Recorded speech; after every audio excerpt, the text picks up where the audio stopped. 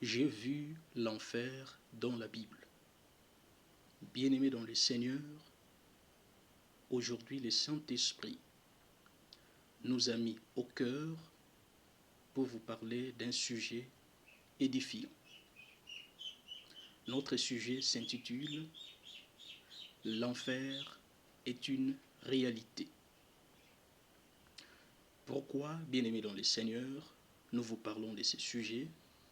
Nous avons principalement des objectifs. Le premier objectif, c'est pour avertir, interpeller le méchant qui persévère mordicus dans le mal. Deuxième objectif, c'est pour encourager les enfants de Dieu de persévérer dans la crainte de Dieu. Pourquoi, bien-aimés dans le Seigneur, nous affirmons que l'enfer est une réalité? Nous avons quelques raisons qui nous ont poussés, n'est-ce pas, de mettre en place cette affirmation. La première raison, bien-aimés dans le Seigneur, l'enfer existe parce que le mal existe, parce que le péché existe. L'enfer, c'est comme la prison. La prison existe parce qu'il y a des errements, parce qu'il y a des infractions. Il en est de même pour l'enfer. Si nous affirmons l'existence de l'enfer, c'est parce que le mal, le péché existe. Là, c'est la première raison. La deuxième raison, l'enfer existe parce que Satan, le diable, existe. Satan est une réalité. Et si Satan existe, l'enfer existe aussi. Et si Satan n'existait pas, l'enfer n'existait pas. Là, c'est la deuxième raison. La troisième raison, bien-aimés dans le Seigneur, l'enfer est une réalité parce que nous avons des preuves scripturaires, des preuves testimoniales qui les confirment. Ce n'est pas une affirmation qui émane de notre réflexion, mais cette affirmation émane de la parole de Dieu, émane des témoignages des chrétiens, n'est-ce pas, sur qui la grâce de Dieu, n'est-ce pas, était, et ils ont eu cette possibilité de pouvoir, n'est-ce pas, voir l'enfer. Et la quatrième raison, nous disons que l'enfer existe, bien-aimés dans le Seigneur, parce qu'il n'y a pas un verset biblique qui nous dit que l'enfer n'existait pas. Voici les raisons, n'est-ce pas, qui nous ont poussés de mettre en place cette affirmation ou de vous parler de ce thème intitulé « L'enfer est une réalité ». Alors, qu'est-ce qu'est l'enfer? D'abord, vous devez savoir que l'enfer est un concept polysémique, c'est-à-dire c'est un mot qui a plusieurs significations. D'abord, vous devez savoir que le mot enfer n'existait pas dans la Bible. Le mot enfer n'existait pas dans la Bible. Mais il y a des réalités dans la Bible qui, n'est-ce pas, nous prouvent à suffisance son existence. Et quand nous disons que le mot enfer n'existait pas dans la Bible, cela ne signifie pas que l'enfer n'existait pas. Parce que le mot Bible n'est pas dans la Bible. Mais la Bible est dans la Bible. La Bible existe dans la Bible. Le mot Bible n'est pas dans la Bible, mais la Bible existe dans la Bible. Quand nous disons que l'enfer, le mot enfer n'est pas dans la Bible, cela ne signifie pas que l'enfer n'existait pas. Non, l'enfer existe. Et quand vous regardez dans la Bible, bien aimé dans le Seigneur, il y a des mots qui nous renvoient à l'existence de l'enfer. Nous avons des mots tels que la géhenne, des expressions telles que le feu éternel, des expressions telles que le ténèbre du dehors. Lorsque vous lisez la parole de Dieu, vous voyez, là où on parle du feu éternel, on parle de la géhenne, on parle de ténèbres du dehors. Là, on fait allusion à l'existence de l'enfer. Alors, par définition, l'enfer, c'est quoi? L'enfer, c'est le sort final et éternel de de tous ceux qui n'ont pas accepté Jésus-Christ comme Seigneur et Sauveur dans leur vie. Je reprends la définition, l'enfer est un sort final et éternel de tous ceux qui n'ont pas accepté Jésus-Christ comme Seigneur et Sauveur dans leur vie. Il y a une grande question que nous devons poser à ce sujet. Quand l'enfer est-il créé? Dieu a créé l'enfer quand? Vous devez savoir que l'enfer n'existait pas avant la chute de Lucifer. L'enfer a commencé à exister après, n'est-ce pas, la rébellion de Lucifer. Donc, bien-aimé dans le Seigneur, il aurait été formé quelque temps après cette rébellion. Et vous devez savoir que Dieu avait créé le monde bon. Il avait créé un monde agréable. Il avait créé un monde habitable. Mais ce fut la chute de Lucifer qui avait rendu le monde, qui avait rendu, n'est-ce pas, l'univers informe et vide. Une autre grande question que nous devons savoir est celle de savoir pour qui l'enfer. L'enfer est destiné à qui? Là, c'est une grande question que nous devons savoir. La première chose, c'est que l'enfer n'est pas d'abord un problème d'amour de Dieu. L'enfer, bien-aimé dans le Seigneur, est une question de justice de Dieu.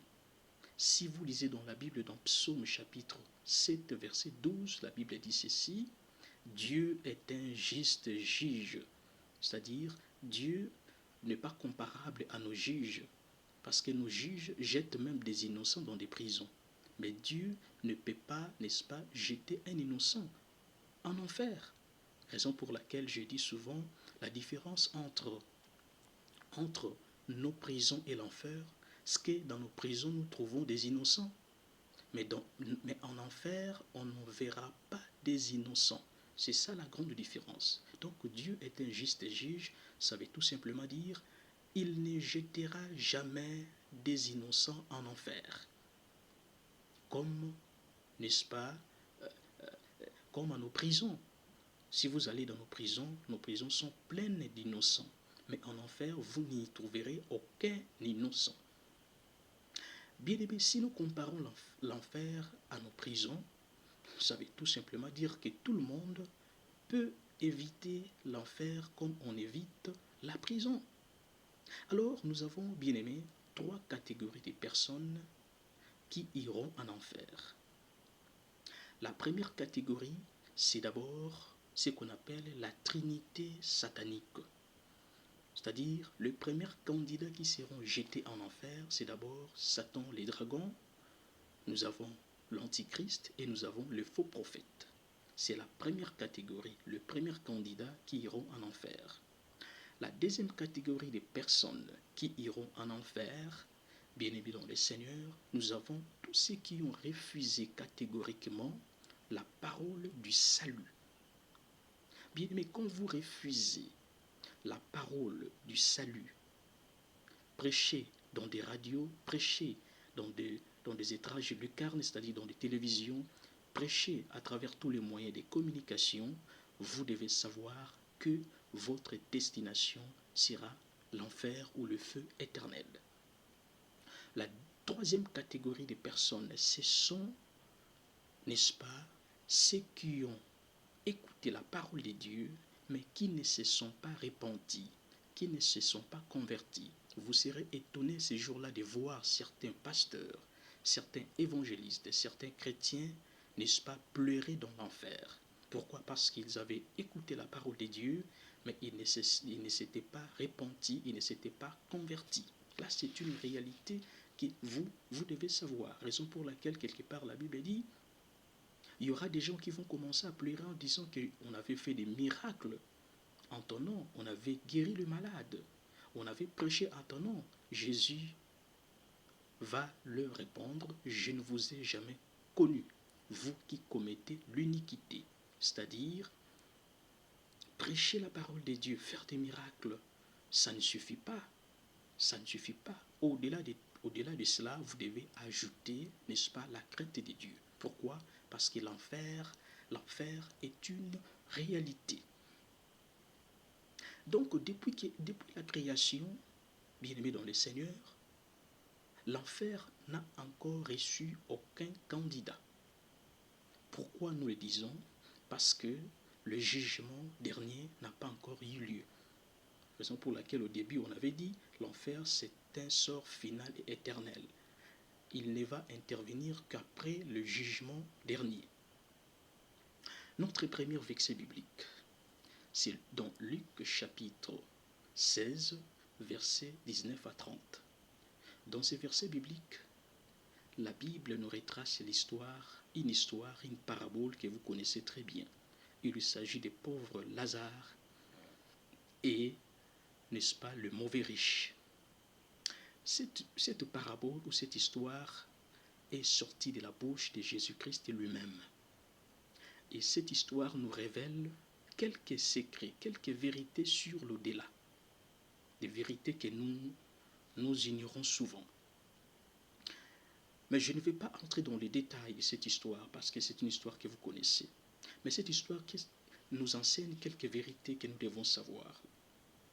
La première vérité, c'est que tout homme qui meurt pauvre ne va pas au lieu de tourment ou ne va pas en enfer. Parce qu'aujourd'hui, il y a une conception selon laquelle, quand vous mourrez pauvre, vous allez partir, vous irez au lieu des tourments.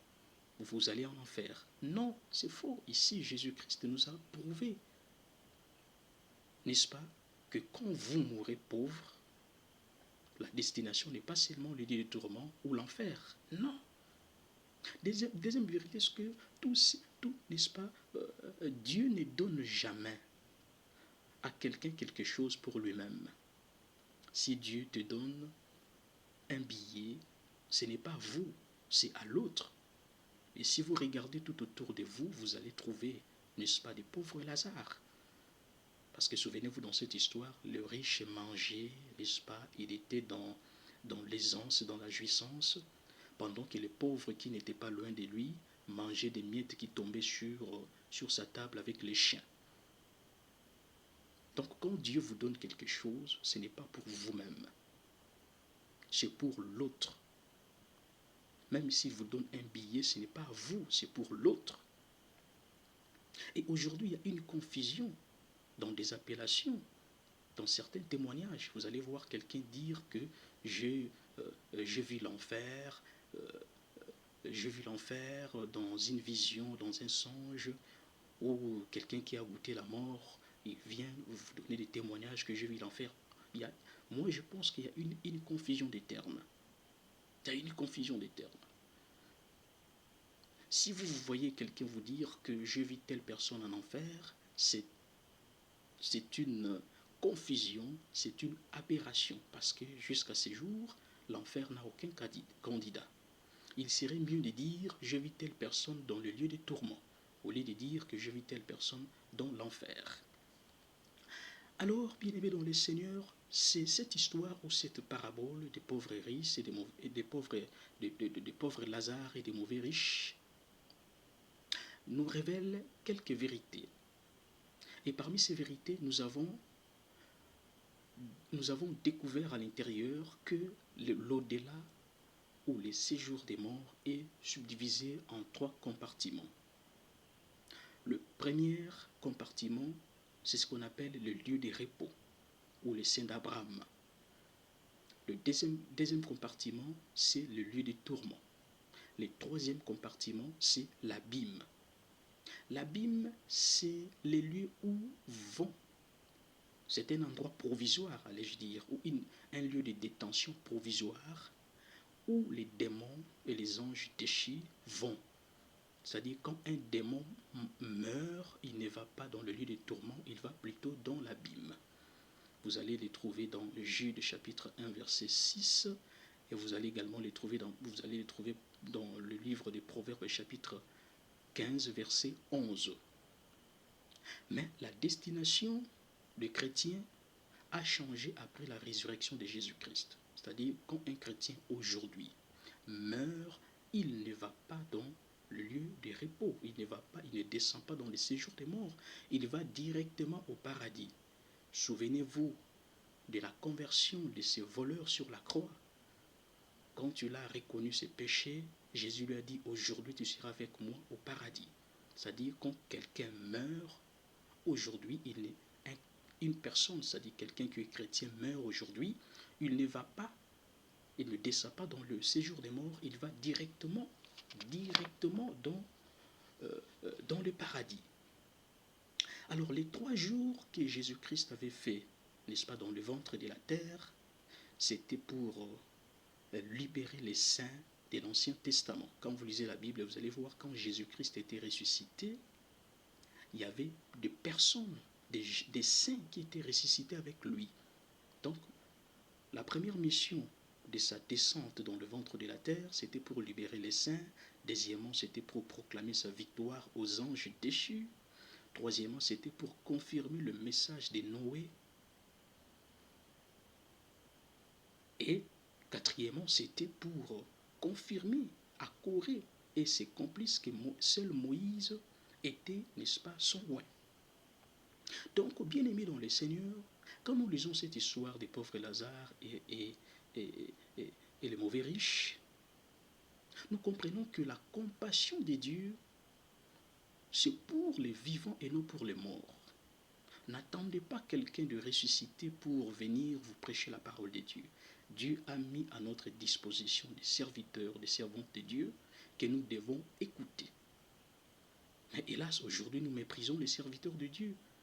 Et nous sommes beaucoup plus attirés par quelqu'un qui vous dit que j'étais mort et je suis ressuscité, voilà ce que je vis. Non, n'attendez pas seulement ces personnes. Dieu a mis à notre disposition des serviteurs de Dieu qui peuvent nous donner, n'est-ce pas, le message du salut. Si vous lisez dans Luc chapitre 3, verset 9, dans ces versets bibliques, la Bible nous prouve l'existence de l'enfer. La Bible dit ceci, déjà même la cognée est mise à la racine des arbres. Tout arbre qui ne portera pas de fruits sera coupé, jeté au feu. Bien-aimé, l'enfer est une réalité. Dans 2 Pierre chapitre 3 verset 7, la Bible dit ceci. Les cieux et la terre, les cieux et la terre sont gardés pour le feu. Là, nous sommes dans 2 Pierre chapitre 3 verset 7. Pourquoi on parle des cieux? On parle des cieux parce qu'il y a des esprits de l'air. Le diable n'est pas seulement sur la terre. Le diable, il est aussi dans les cieux et dans les eaux. En dehors de l'homme, le diable a 3 demeures. Le diable habite dans les eaux, le diable habite dans les airs et le diable habite dans la terre. L'enfer, ce n'est pas un mythe, ce n'est pas une histoire inventée de toutes pièces. Si vous lisez dans la parole de Dieu, vous allez trouver son existence. Si vous allez dans Matthieu chapitre, n'est-ce pas, 13, verset 30 à 42, là on parle de l'enfer. Si vous lisez également Matthieu chapitre 25, verset 41, on nous parle de l'enfer. Si vous lisez dans Marc chapitre 9, verset 14 à 48, verset 47 à 49, on nous parle de l'enfer. Si vous lisez dans l'Apocalypse chapitre 19, verset 20, on nous parle de l'enfer. Ce n'est pas une histoire à dormir debout. C'est une réalité que nous devons savoir. Et si vous me posez la question de savoir où est-ce que j'ai vu l'enfer, je vous réponds, j'ai vu l'enfer dans la parole de Dieu. Et vous, où est-ce que vous n'avez pas vu l'enfer? Que Dieu vous bénisse.